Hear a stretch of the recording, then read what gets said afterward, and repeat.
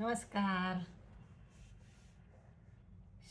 ज्यांनी कोणी शेतकऱ्याचं जीवन जवळून बघितलं असेल त्यांना माहिती असेल की शेत असणं आणि शेतात धान्य पिकवणं किती कठीण आणि कष्टदायक काम आहे. किती कष्ट करावे लागतात. एक शेतकरी किती कष्ट करतो पिकं उभारायसाठी, म्हणजे पिकं येण्यासाठी.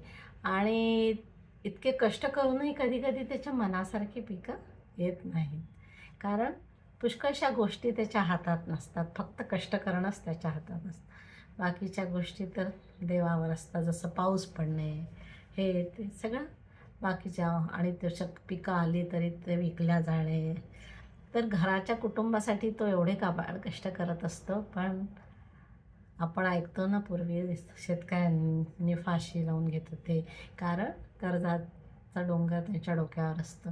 त्याला कारण हेच आहे की किती बिचारा काबाड कष्ट करतात, इतकी मेहनत करतात, पण त्यांना त्यांच्या मनासारखं फळ मिळत नाही.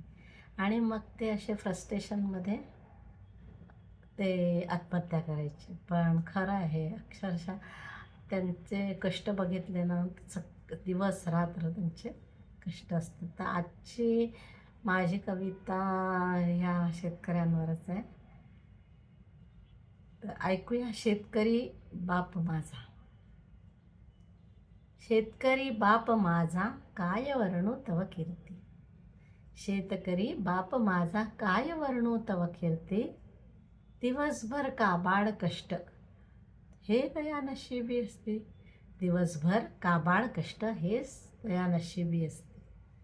शेत त्याचं काळीज, शेती त्याचं जीवन.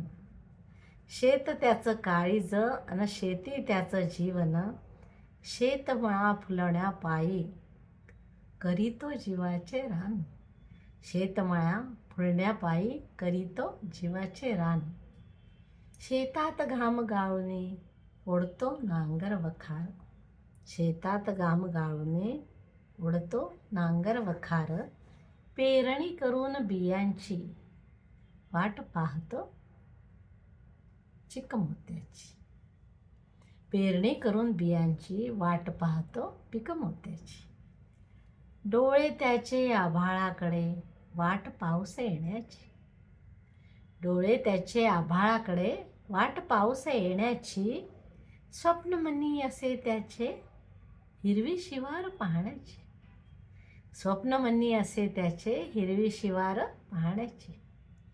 पिक त्याची डोलती वरुण राजाच्या मर्जीनं. खरंय, पिक त्याची डोलती वरुण राजाच्या मर्जीनं. हिरवेगार रान बघून मग नाचे तो हर्षानं. हिरवेगार रान बघून मग नाचे तो हर्षानं. नाही हाव कशाची पोट भरण्या कुटुंबाची. नाही हाव कशाची पोट भरण्या कुटुंबाची. दोन वेळेच्या भाकरी परी कष्ट करीतो वर्षभर. दोन वेळेच्या भाकरी परी कष्ट करीतो वर्षभर. वर्षभर बिचारा कष्ट करत असतो कुटुंबाचं पालनपोषण आणि पोट भरण्यासाठी. कविता आवडल्यास लाईक, शेअर, कॉमेंट जरूर करा आणि चॅनलला सबस्क्राईब करा. धन्यवाद.